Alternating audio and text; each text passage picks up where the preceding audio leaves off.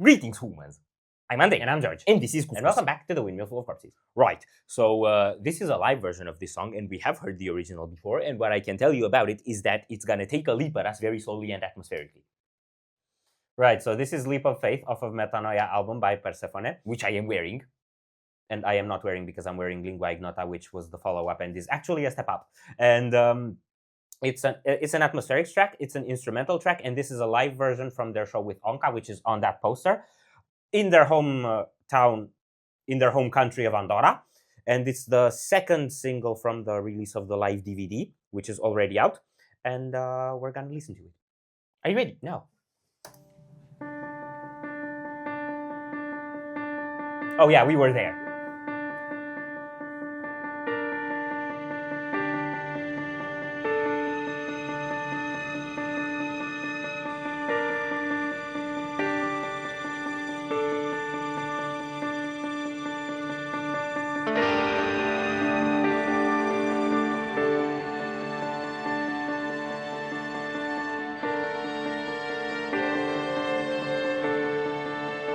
Whoa.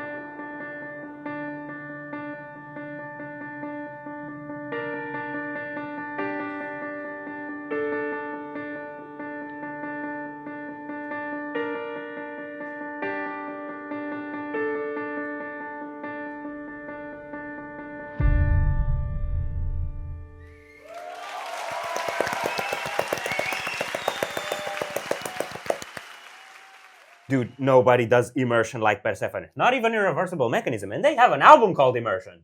I thought the same thing when you said immersion. I thought the same thing when I said immersion too. Right, so I freaking love live instruments because this song on the studio version is very production-y. Okay. In the sense of whenever there's a build-up, I feel like you have these production effects that peak into a blow of some sort. And here, they just do it with the orchestra and the percussion. And it just feels a lot more real and live. And I don't know if on the studio, there's some live recorded instruments that do that as well, or if it's all samples and production. Okay. But here, it just sounds a lot more like you can touch it, like it's in the room, because it is. Yeah, I definitely like the waves, the living waves, pun intended, in the ebbing and flowing of the energy in the song. And the thumpy drums. I loved how clearly you can distinguish the instruments. So it kicks off and you have the violins. Yeah.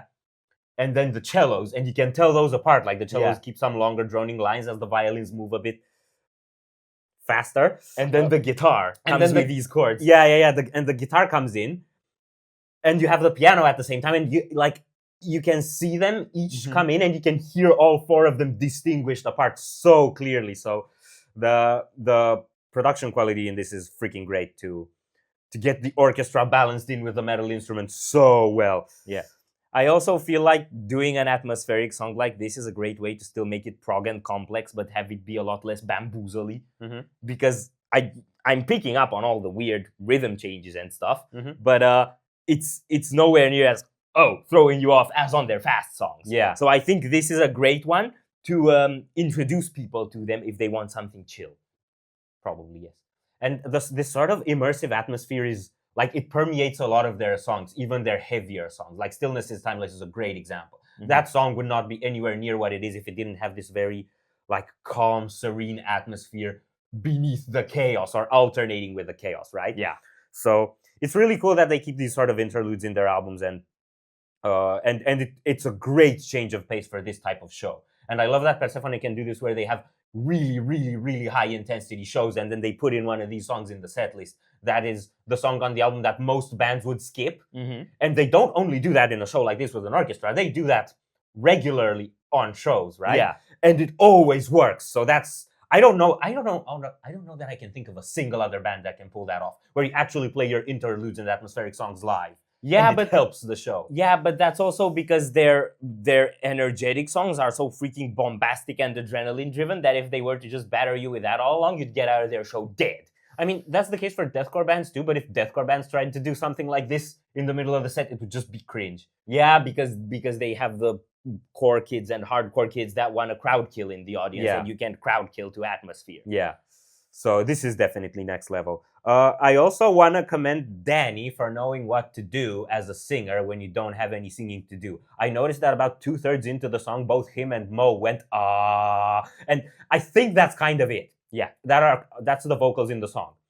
And he didn't walk around the stage trying to make eye contact with everyone and awkwardly flames his arms around and air guitar the instruments and anything like that. That's what we do when we're in the audience. It just points to the sides to look mysterious and doesn't do much, right?